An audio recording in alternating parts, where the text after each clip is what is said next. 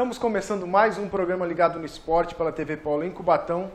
Hoje eu trago aqui ninguém menos que Everson Teixeira, que eu sei que ninguém conhece pelo nome, mas se eu falar Espigão, aí muita gente já conhece, né, Espigão? Sim. Boa noite. Boa noite, tem que falar? Boa noite, boa tarde, bom dia, a hora que o pessoal estiver vendo. Tá bom.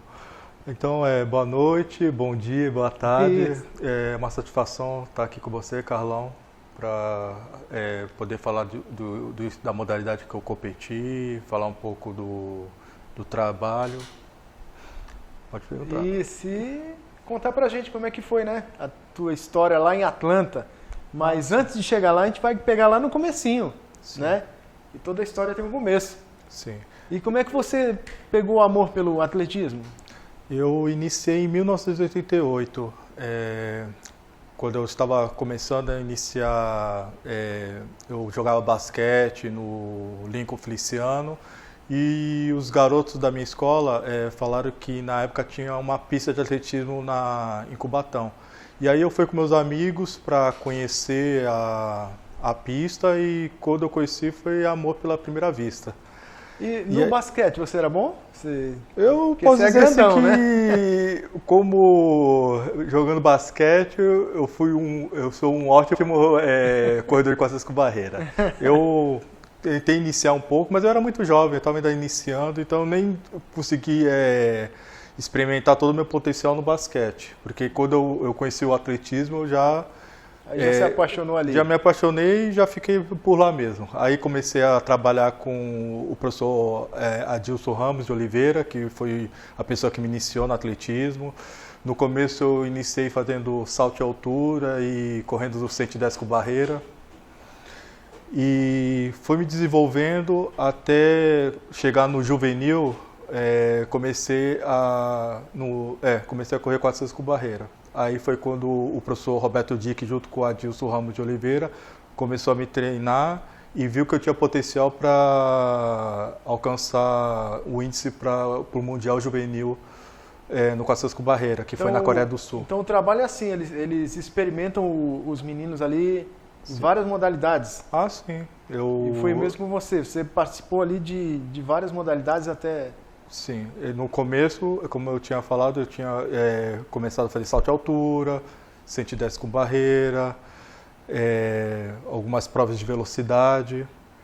E aí, quando eles perceberam que eu tinha mais habilidade para competir o 400 com barreira, que foi até quando foi no Menores que eu fazia o 300 com barreira, e fui até chegar a fazer índice para o Campeonato Nacional Brasileiro, no 300 com barreira, altura e 110.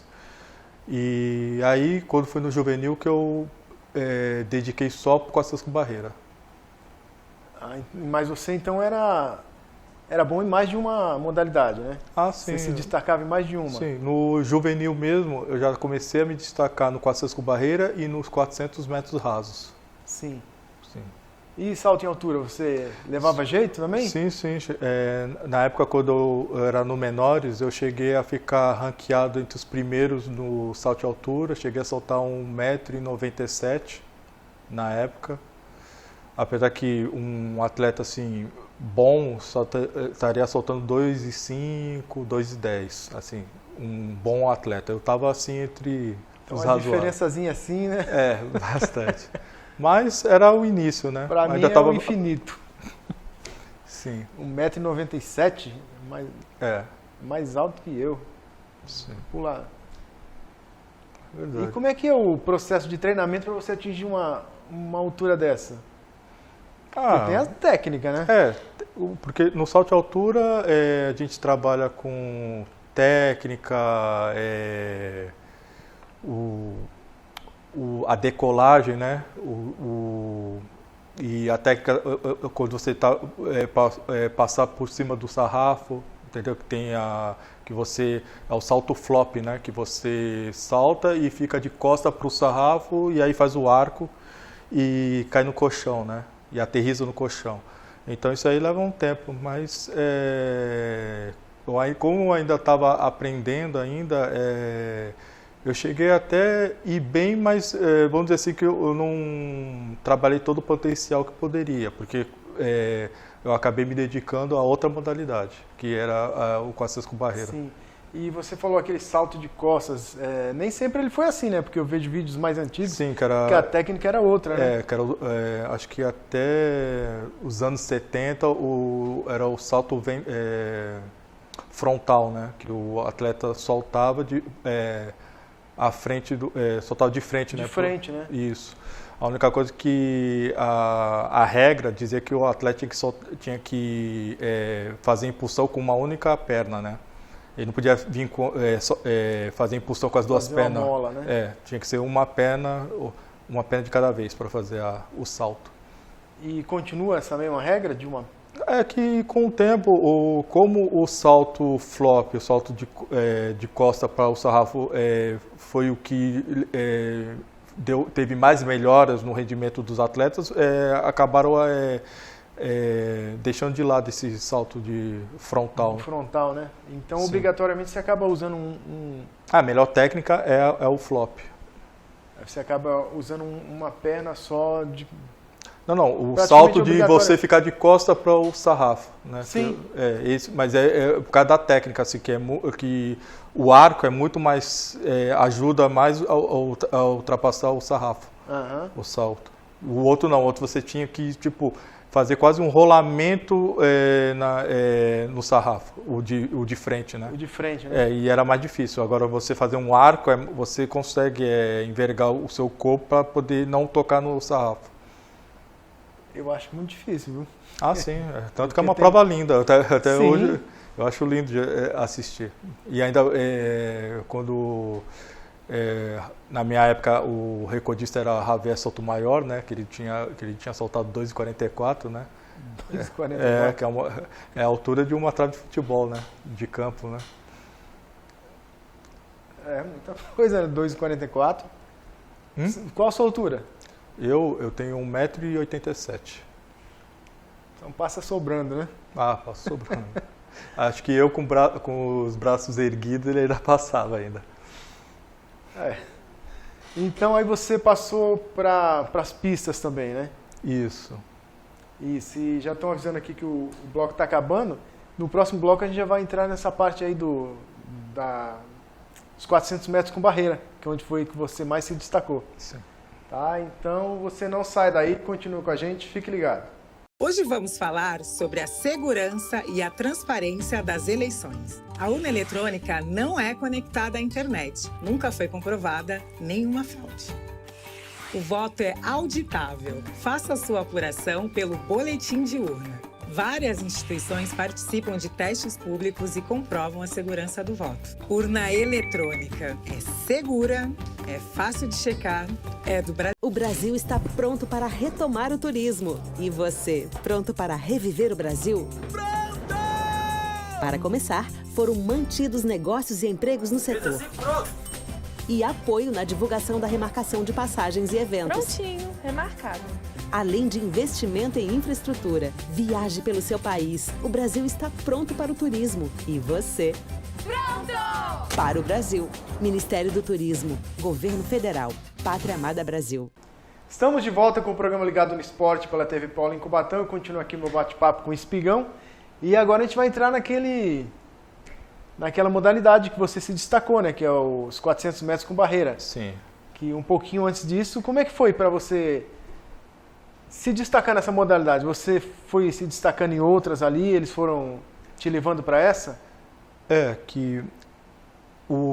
Aí teve uma época que eu tinha que decidir, quando eu cheguei no juvenil, se eu continuava fazendo salto de altura ou corria 400 com barreira. Salto de altura, o índice para fazer o salto de altura, para eu poder disputar o Mundial Juvenil em Seul, era de 2,15. Então, mesmo eu soltando 1,97 m, eu estava muito longe desse índice.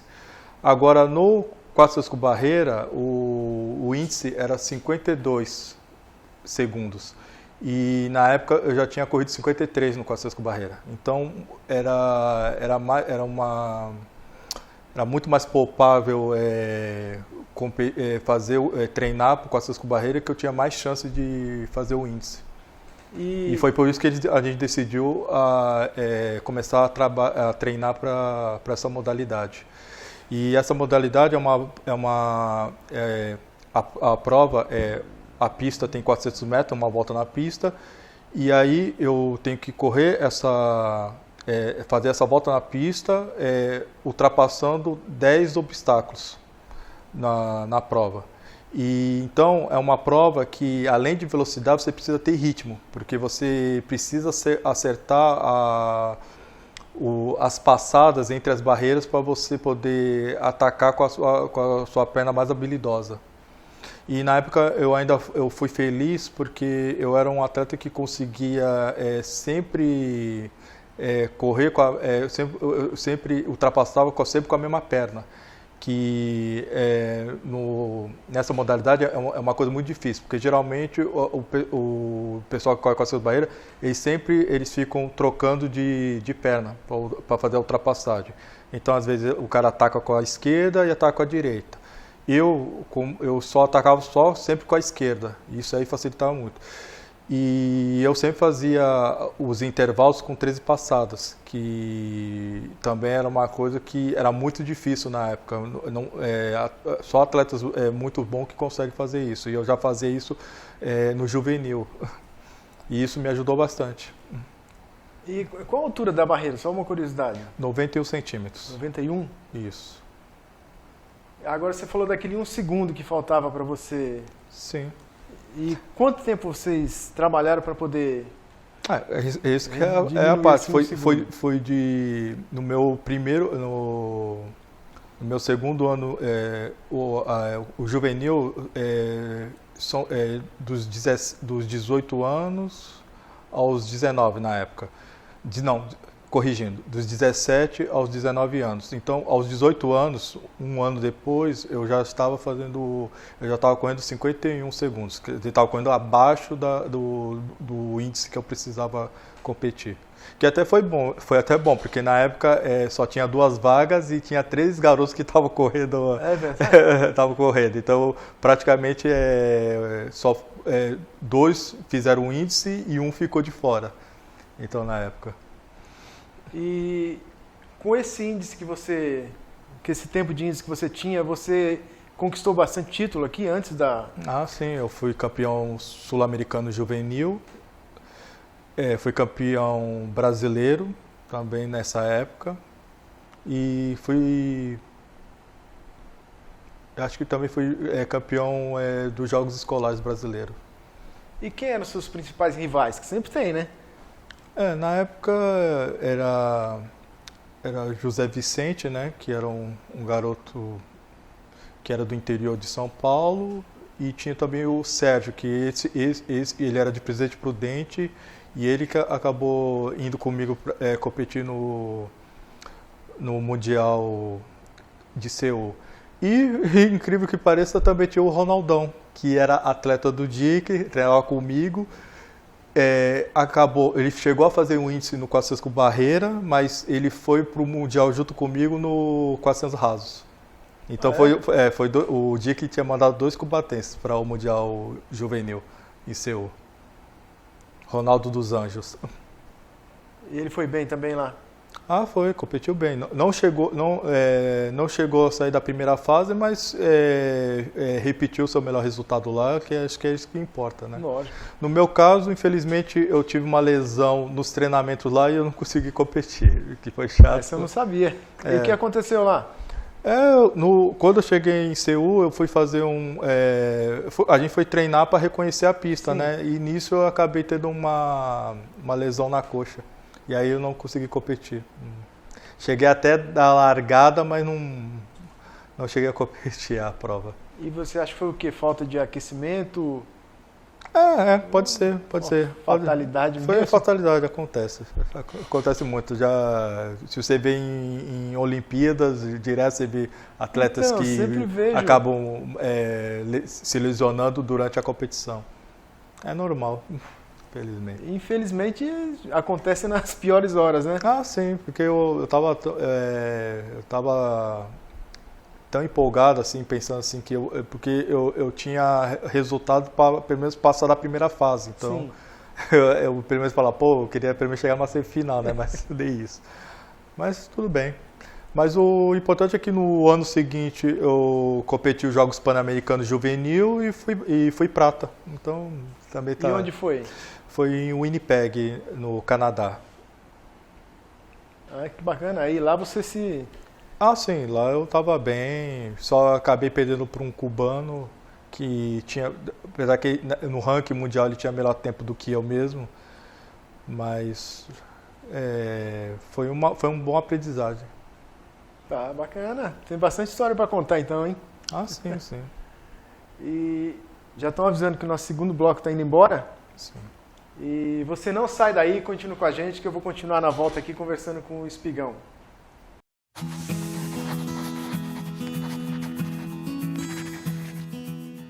Olá, você é um representante político? Ocupa algum cargo público eletivo? Ou seria um gestor público? Talvez você trabalhe em uma biblioteca. É um bibliotecário? Uma bibliotecária? Ah, já sei! Você é um profissional do setor do livro. Não? Ok, você é um educador. O Departamento de Livro, Leitura, Literatura e Bibliotecas da Secretaria Especial de Cultura do Ministério do Turismo elaborou 4 cartilhas para orientar os agentes dessa rede. Como somos muitos, cada cartilha foi pensada para dialogar com um público específico. Partimos de temas comuns, como os marcos regulatórios, por exemplo, mas nos aprofundamos no conjunto de saberes pertinente a cada grupo. Tudo isso seguindo como base as dimensões simbólica, cidadã e econômica. Sabia que ao investir em cultura valorizamos nossas tradições, nossa cidadania e ainda podemos gerar trabalho, renda e colaborar com a economia brasileira? Pesquisas revelam que o setor editorial, no qual o livro está inserido, tem o maior impacto individual na economia da cultura. Se você faz parte dessa rede, acesse o site e baixe a cartilha do seu interesse. Boa leitura, excelentes práticas e viva o livro!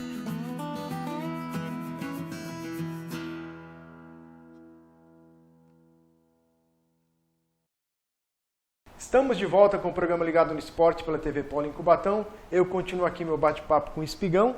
E agora eu queria saber, Espigão, o processo, né, de você chegar em Atlanta, chegar numa Olimpíada. Isso.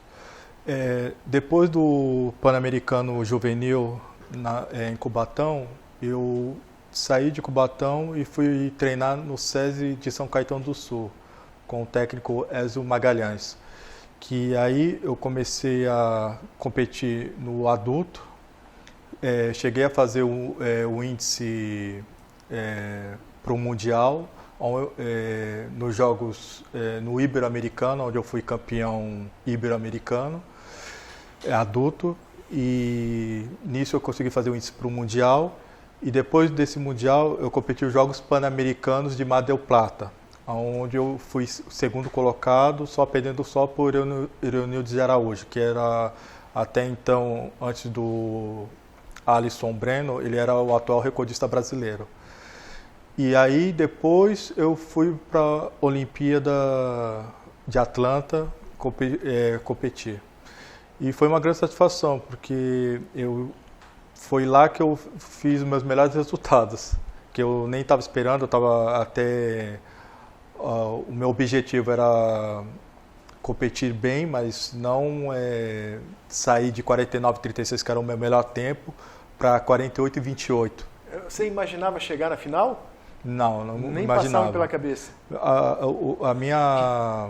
Eu imaginava chegar numa semifinal. Sim. Mas no primeiro round eu corri 48,58. E foi um resultado assim que, para uma pessoa que o melhor tempo até então era 49,36, foi assim foi um resultado muito forte. E aí eu passei a acreditar até que eu poderia chegar na final mesmo. E aí na semifinal, que eu estava competindo que estava Samuel Matete, Calvin Davis na minha série,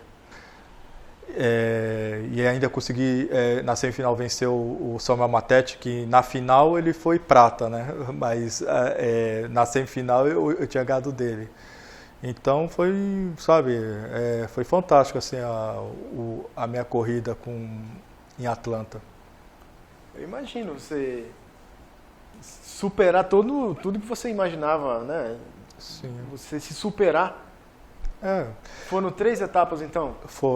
Eram 56 atletas e foram 3 rounds, né? Que foi a qualificação, sim, depois a semifinal e final. No primeiro round eu fiquei em segundo colocado, onde o Derek Adkins, que foi o que ganhou a Olimpíada, correu na minha série. Ele chegou na sua frente? Chegou, porque nesse primeiro round eu corri na raia 8, né? Então é uma raia que você não vê os outros atletas. Você corre assim, você vai na frente assim, mas você não sabe se está indo. Você não sabe se está indo bem, se está indo mal. E eu fiz minha corrida.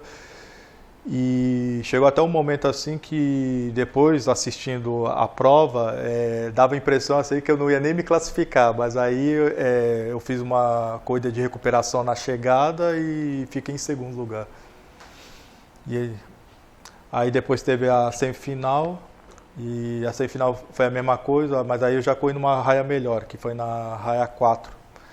E aí fiquei em segundo lugar, só perdendo para o Calvin Davis, que na prova ele ficou em terceiro colocado.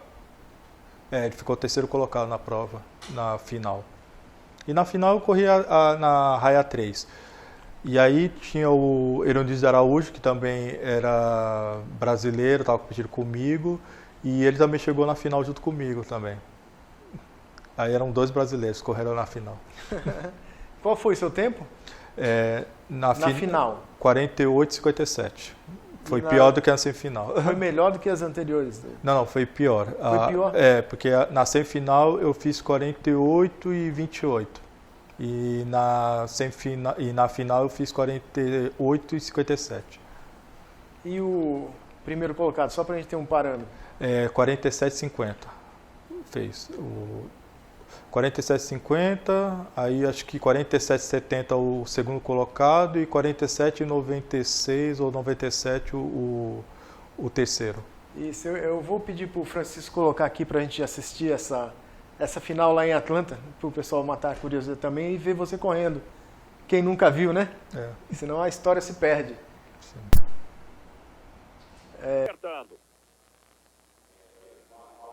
Usando como perna guia a perna esquerda.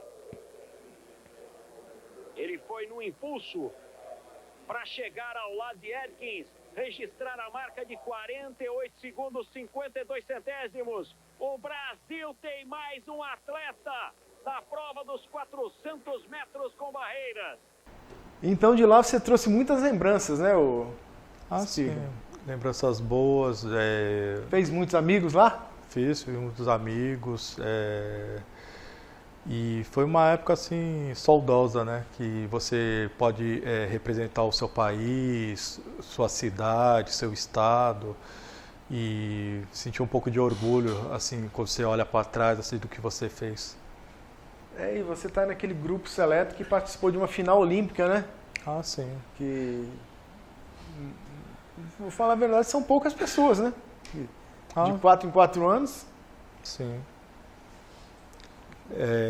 Mas é bom que você, pelo menos, serve de exemplo, né, para os que estão vindo, as próximas gerações, né?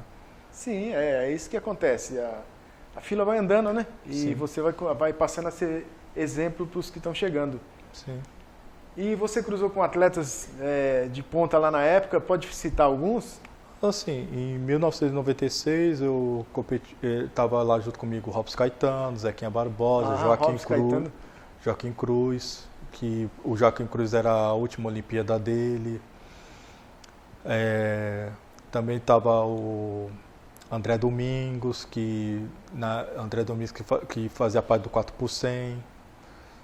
Vários atletas tinham lá. Sim, que fizeram história, né? Sim, só os poucos nomes que você já falou aí, já... E também, falando internacionalmente, né, teve o Carl Lewis, que também era a última Olimpíada dele. Né? Ele estava lá na época, né? E Atlanta foi a última Olimpíada que ele competiu. Você chegou a ver a prova dele? Não, porque acho que eu lembro que acho que era no mesmo horário da minha prova. Mas estavam ali no mesmo ginásio, no mesmo ao mesmo tempo. Que teve a prova dele e do Michael Johnson, que o Michael Johnson, depois que terminou a minha prova, entrou a prova do Michael Johnson, que ele tinha batido o recorde mundial dos 200, né? Que ele tinha feito na época. Espigão, já estão avisando aqui que o nosso tempo está acabando. Eu queria que você aproveitasse aí os segundos finais para mandar seus abraços aí. Não, só mandando amigos. só uma grande satisfação, agradecer pela oportunidade de poder falar um pouco da minha história, reviver momentos bons que eu tive na época e só agradecer. Nós aqui agradecemos, né? Eu agradeço muito a sua presença aqui,